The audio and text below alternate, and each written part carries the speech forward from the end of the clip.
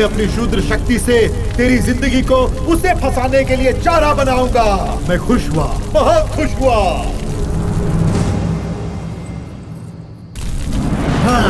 शांति बहन, राधा बहन, आज हमारी शादी की सालगिरह है। माना वो मुझसे दूर है, वो मेरे साथ नहीं है, लेकिन वो हमेशा सुरक्षित रहे, इसलिए मेरे मंगलसूत्र पर हल्दी कुमकुम लगा दीजिए ना। मेरे माथे पर सिंदूर लगाकर आप सब अपनी बेटी समझकर मुझे आशीर्वाद दीजिए ना आशीर्वाद। हाँ हाँ, सारे घर में हंगामा करके आज तुम भटक रही हो, उतना काफी नहीं है क्या तुम्हें? अगर तुम जैसी का चेहरा कोई देख लेगा तो उसका बेड़ा कर। अगर तुझे हल्दी लगाएंगे तो हमारा भी बुरा होगा। चल जाए यहाँ से। ऐसा मत कीजिए, मैं हाथ जोड़ती हूँ, ऐसा मत कीजिए, मुझे अपनी बेटी समझकर।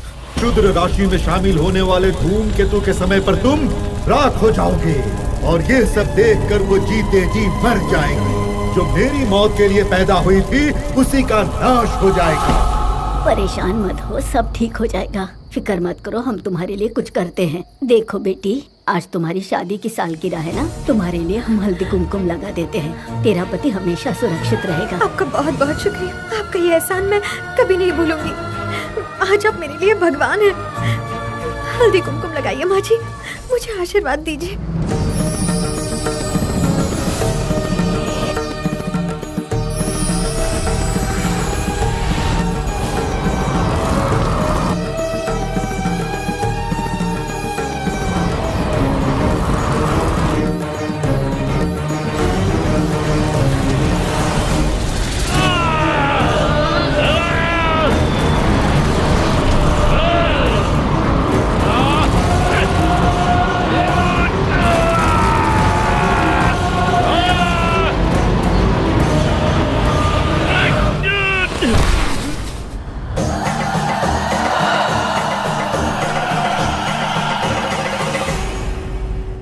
औरत के हल्दी कुमकुम में अगर इतनी ब्रह्म शक्ति है तो क्या हुआ?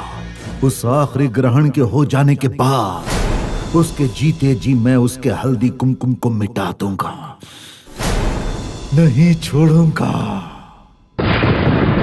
बस एक दिन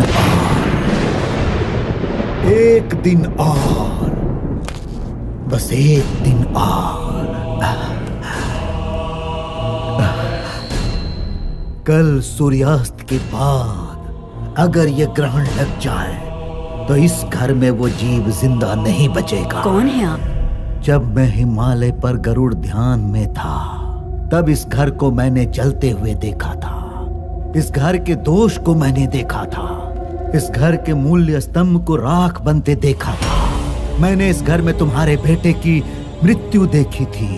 बुरी पीड़ाओं के साथ तुम्हारी बहू के रूप में वो तुम्हारे घर में कदम रखी है। उसी का अंत करने आया हूँ। जिस पल घर में लगी आग को साक्षी मानकर तुम्हारे बेटे ने उसके गले में मंगलसूत्र पहनाया, उसी वक्त उसकी कुंडली में आए दोष की वजह से उसकी मृत्यु निश्चित हो गई। नहीं नहीं, ऐसा मत कहिए, मेरे बेटे को जीना होगा।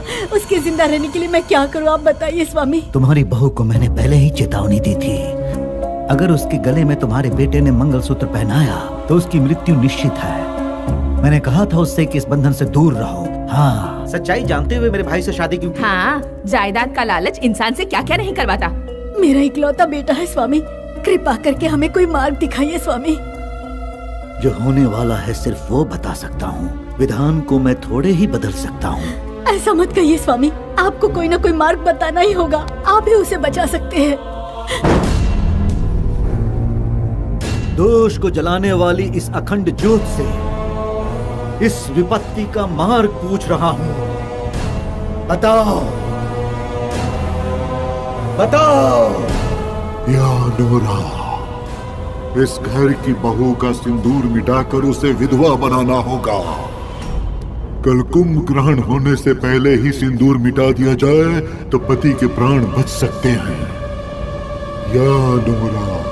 पति के जीते जी पत्नी को विधवा बनना होगा, ये कैसा न्याय है स्वामी? पति को जिंदा रखना है तो ये करना ही होगा। ग्रहण हो जाने के बाद जब ये दोष मिट जाएगा तो पत्नी दीर्घ सुमंगली हो जाएगी। अखंड ज्योत ने सत्य ही कहा है, अगर बेटे की जिंदगी चाहिए तो उसे विधवा बनाना ही होगा। हे माँ, उन्हें बचा ले। हाँ बैठी है महारानी, बैठी है ये। पता नहीं वो कहाँ होंगे, कैसे होंगे। चलो क्या कर रही है रे? हाँ, उठ, उठ। पति को मरवाने के लिए इसने शादी का जाल बिछाया था। हाँ? इससे क्या पूछ रही हो? कल इसे ले जाकर इसका सिंदूर पोंछकर इसे विधवा बना दो। चलो ले चलो, चलो चलो इसे ले चलो। रुक जा। मेरे पति अभी जिंदा है, ये कैसा अन्याय है? आप ही बताइए। तुम पहले एक बात बताओ, मेरे बेटे से शादी करने के बाद, उसकी बीवी बनने के बाद उसकी जान को खतरा है, ये तुम जानती हो या नहीं? जानती हूँ। ये जानने के बाद भी तूने शादी की? बोल क्यों? अरे ये क्या बताएगी? नहीं, छोड़ चिल्ला रही है। ग्रहणम! कोई नहीं बचा सकता तुझे। बढ़िया है। पति के मरने के बाद पत्नी विधवा होती है, ये देवताओं द्वारा लिखा हुआ विधान है। अच्छा लगा।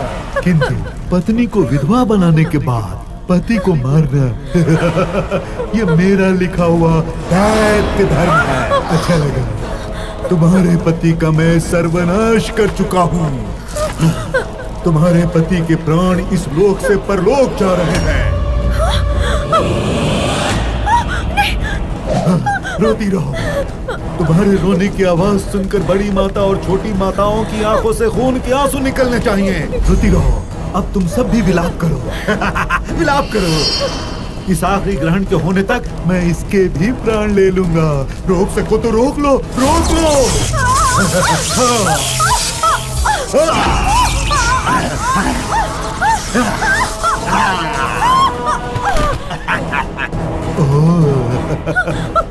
सर्वनाश। आप लोग मेरी रक्षा मत करना मेरी रक्षा। और अपनी 10 आंखें बड़ी करके इसी तरह सिर्फ मेरा नाश होते हुए देखती रहना। सर्वनाश। अपने बच्चे की बलि दी मैंने, पति के होते हुए भी मैं विधवा हो गई। मेरा सुहाग मुझसे बिछड़ गया, सर्वनाश हो गया। अब क्या बचा है मेरे प्राण के अलावा? सर्वनाश। सिंह राशि की होते हुए भी वाह क्या किस्मत पाई है मैंने। मेरी कुंडली में दोष दे ही दिया है, तो मेरी बलि में क्यों नहीं ले लेती हो तुम? दोषी हूँ मैं, और नहीं जीना चाहती हूँ मैं।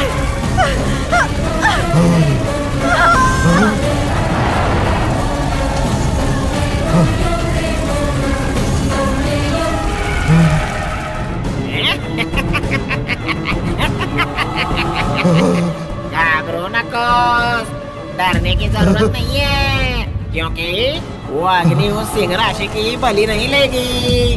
बेकार है, उसका बलिदान बेकार है। उसकी हल्दी और कुमकुम तो मिटा दिया गया था, उसका श्रृंगार भी समाधि में धो दिया गया था। ये सफेद साड़ी में लगी आग की लपटें उसके सुहागन होने का संकेत नहीं देती है। उसकी हल्दी कुमकुम की शक्ति कहाँ से आएगी? कहाँ से आएगी?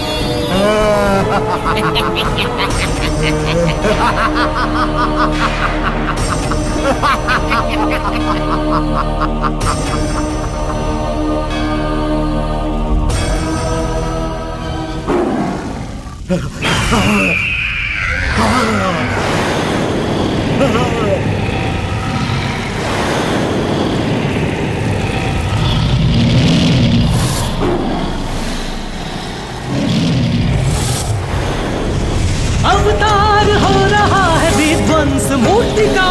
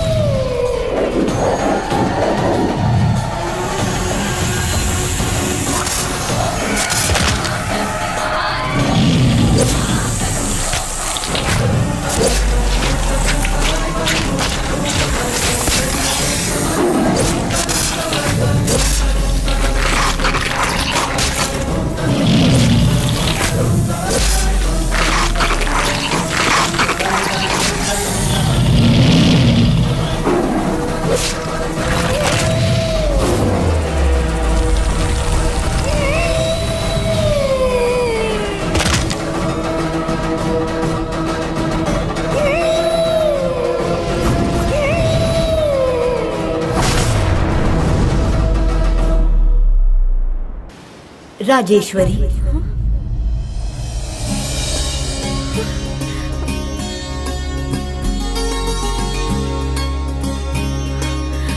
बेटी राजेश्वरी, तुम्हारी सूनी गोद देखकर मैं खुश नहीं हूँ। नागमाता, नागमाता, इसका बच्चा इसे लौटा दो माँ।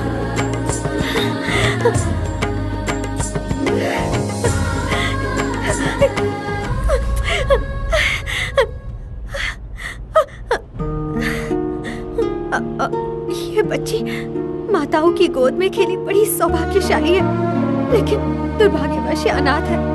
आप अपने परिवार में इसे छोटी सी जगह देंगे क्या? ओह, तुम हमारे घर में दूध बेचने वाली राजेश्वरी हो? वही हो। तुम मुझे भूल गई क्या? तुम अपने पति को कैसे भूल सकती हो? ये भी भूल गई? हमारी शादी हुई, बच्ची हुई, सब कुछ भूल गई तुम। तुम्हें तो बादाम खाने की जरूरत है। अगली बार ऐसा मजाक मत करना। राजी, तुमसे कितनी बार कहा बच्ची को बाहर ले जाते समय स्वेटर पहना लिया करो। कोई बात नहीं, बच्ची मेरे हाथ में under control and I am under wife's control.